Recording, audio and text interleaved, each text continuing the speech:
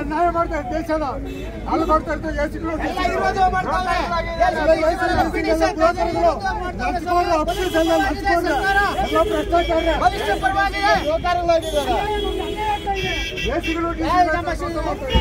ಸಮಾಜ ಕಲ್ಯಾಣ ದೇಶಗಳಲ್ಲಿ ಅವ್ರು ಪರವಾಗಿದ್ದಾರೆ ಸರ್.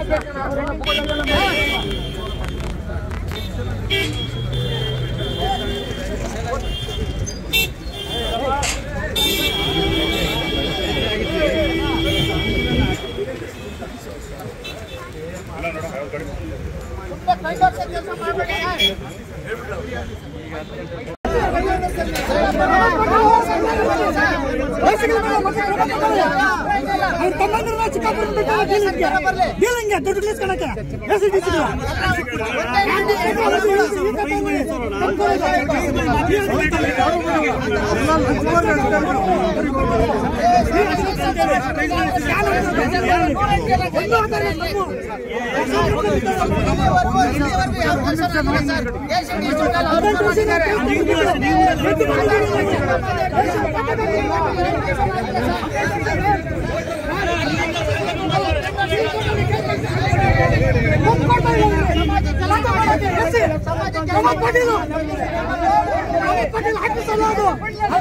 ದುಡ್ಡು ಕಣಕ್ಕೆ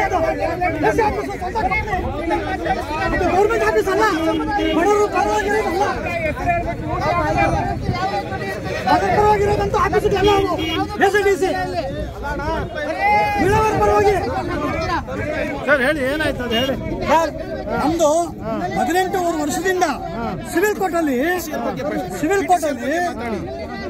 ಆರ್ಡರ್ ಮಾಡ್ಕೊಂಡ್ ಬಂದಿದ್ದೀವಿ. ಆರ್ಡರ್ ಮಾಡ್ಕೊಂಡ್ ಬಂದು ಎಸಿಯಲ್ಲಿ ಖಾತೆಗೆ ಹಾಕ್ತಿದೀವಿ. ತಹಸೀಲ್ದಾರ್ ಕಡೆಯಿಂದ ಎಸಿಗೆ ರೆಫರ್ ಮಾಡಿದ್ದಾರೆ. ಇವ್ರು ಖಾತೆ ಮಾಡಿ ಜಂಟಿ ಖಾತೆ ಸಿವಿಲ್ ಕೋರ್ಟ್ ಆದೇಶ ಇದೆ ಅಂತೇಳಿ ಪ್ರಮೋದ್ ಪಾಟೀಲ್ ಅಂತ ಹೇಳ್ಬಿಟ್ಟು ಬೆಂಗಳೂರು ಉತ್ತರ ತಾಲೂಕು ಎಸ್ ಸಾಹೇಬ್ರು ಅವ್ರ ಗಮನಕ್ಕೆ ಹೋಗಿದ್ರು. ಅವ್ರ ಲಾಗಿನ್ಗೆ ಹೋಗಿದೆ. 8 ತಿಂಗಳಿಂದ ನಮ್ಮನ್ನ ಅಲ್ಸೋದು, ಸುಮ್ನೆ ಬರ್ಕೊಂತಾರೆ ನಂಬರು, ಆಯ್ತು ಕೊಡ್ತೀನಿ ಹೋಗೋ ಅನ್ನೋದು, ಕೊಡಲ್ಲ. ಈ ತರ ನಮ್ಮನ್ನ ಹುಚ್ಚರಂತೆ ಅಲ್ಸೋದು.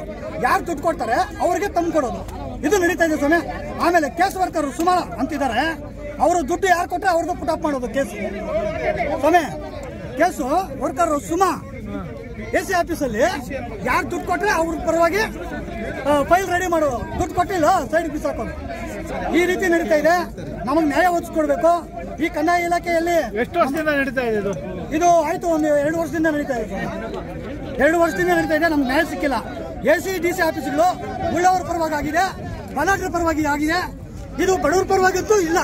ದಯಮಾಡಿ ಸರ್ಕಾರದ ನಮ್ಮ ಬಡವರ ಪರವಾಗಿ ನ್ಯಾಯ ಒದಗಿಸ್ಕೊಡ್ಬೇಕು ಅಂತ ಒತ್ತಾಯ ಮಾಡ್ತಾ ಇದ್ದೀನಿ.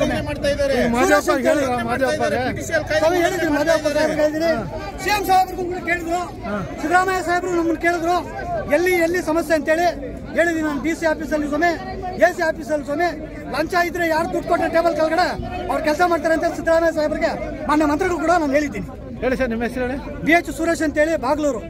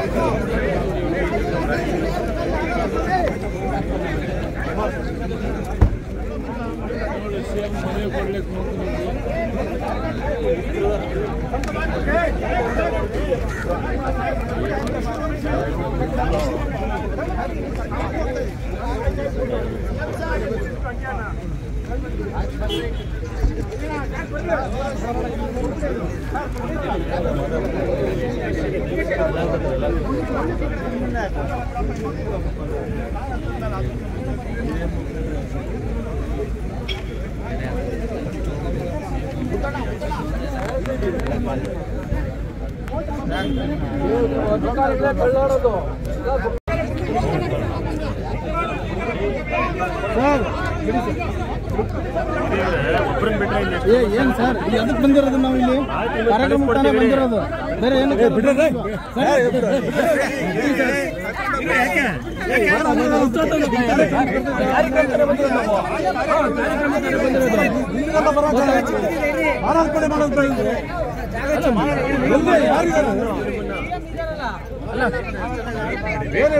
ನಾವೇನು ಭಿಕಾರಿಗಳು ಇದ್ರೆ ಎಲ್ಲಾರನ್ನೂ ಬಿಡಬೇಕು ಎಲ್ಲಾರನ್ನೂ ಬಿಡ್ತೀವಿ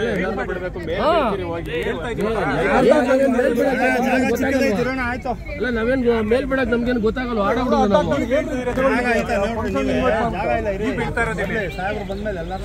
ಅಲ್ಲ ಕಾರ್ಯಕ್ರಮ ಕರೆದ ಮತ್ತೆ ಹೊರಗೆ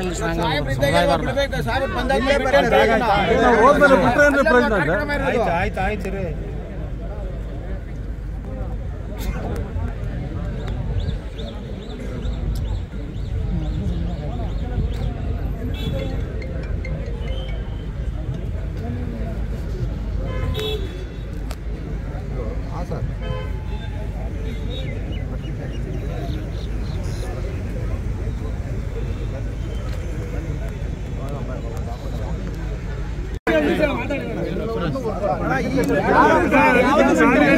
ಒಂದು ವರ್ಷ ಆಯ್ತಣ್ಣ ಸರ್ಕಾರ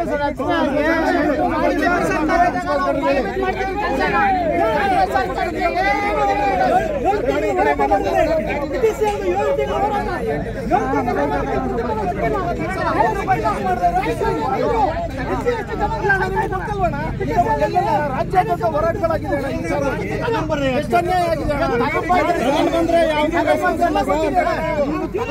ನಾವು ತಗೊಂಡ್ಬಂದು ಕೊಟ್ಟಿದ್ದೀವಲ್ಲ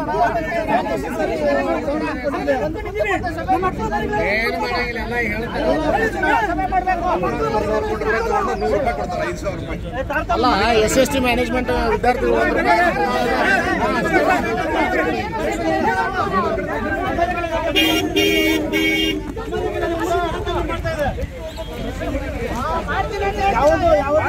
ನಮ್ಮ ಸಮಾಜಕ್ಕೆ ಯಾವ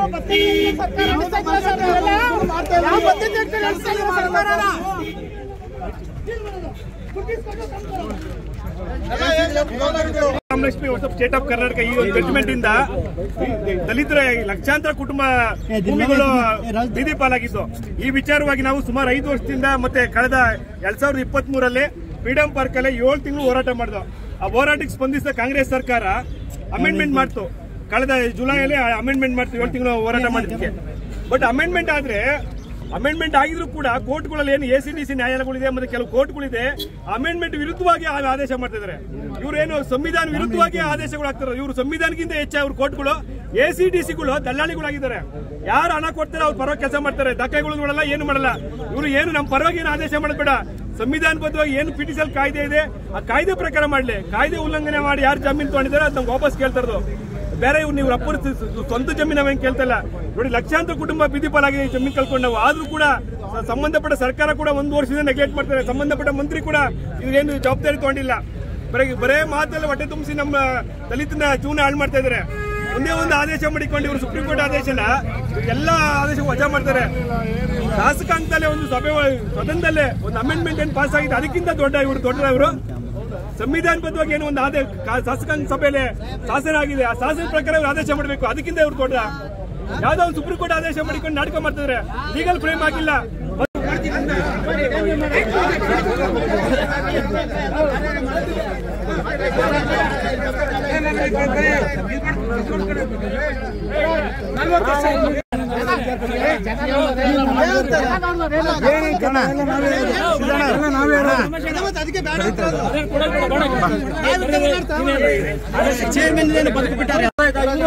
ನೂರಾರು ಕೋಟಿ ಕೊಟ್ಟಿದ್ದಾರೆ, ಅದಕ್ಕೆ ನಮ್ಗೆ ಮೆಚ್ಚುಗೆ ಇದೆ. ಇದೆಯಪ್ಪ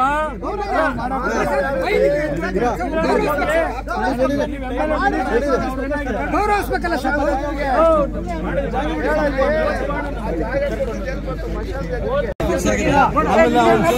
ನಿಮ್ ಕಾಲದಲ್ಲಿ ನಮ್ಗೇನು ಸಿಕ್ಕಿಲ್ಲ ಅಷ್ಟೇ.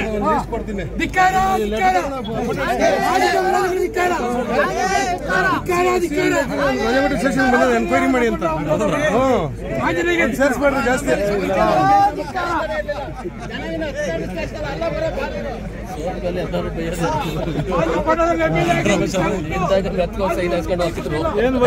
ಕಮಿಷನ್ ತಗೊಂಡು ಅವ್ರಿಗೆ ರಾಮಮೂರ್ತಿಗೆ 1,000 ಜನ ಬಂದು ಕೊಟ್ಟಂತೆ.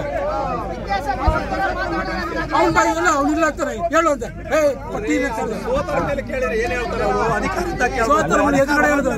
ಅಧಿಕಾರ ಹೋದ್ಮೇಲೆ ಕೇಳಿದ್ರೆ ಏನ್ ಹೇಳ್ಬೇಕು? ಇವನು ಮಿನಿಸ್ಟರ್ ಆಗಿದ್ದ ಕೊಟ್ಟಿರೋದು. ಆಂಜನೇಯ ಮಿನಿಸ್ಟರ್ ಆಗಿದ್ದಾಗ ನಮಗೆ ಮಾದರಿ ಒಬ್ಬರು ಕೊಡ್ಲಿಲ್ಲ, ಎಲ್ಲ ಅವರೇ ಕೊಟ್ಟರು. ಇವಾಗ ಮಾಡಿದೆ, ಯಾರು ಮಾಡಿದೆ? ಅಷ್ಟೆಲ್ಲ ಹೇಳ್ತೀರಲ್ಲ, ಒಂದ್ ನಿಮಿಷ ಇರಿ. ಈಗ ನಿಮ್ಗೆ ಗೊತ್ತಿದೆ ಆದಿಜಾಂಬು ಅಭಿವೃದ್ಧಿ ಸಂಘ ಸ್ಥಾಪನೆ ಆಗಿದೆ ಅವಾಗ 26ನೇ ಇಸ್ವಿನಲ್ಲಿ. ಕೇಳಿ 50 ಎಕರೆ ಜಮೀನು ಎಲ್ಲಿ ನಂದಿನಿ ಲೇಔಟ್ ಅಲ್ಲಿ. ಇವತ್ತು ಎಲ್ಲ ಲ್ಯಾಂಡ್ ಒಂದೇ ಜಾಗ ಇಲ್ಲ. ಈಗ ಬಿಟ್ಬಿಡ್ಬೇಕಾ?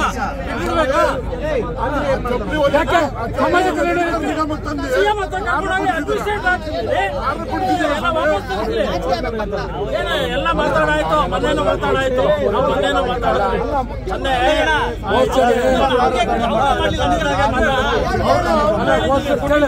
ಬಾಯಲ್ಲಿ ಹೇಳ್ತಲ್ಲ 1,000 ಜನ ಕೊಟ್ಟೆ ಅಂತ.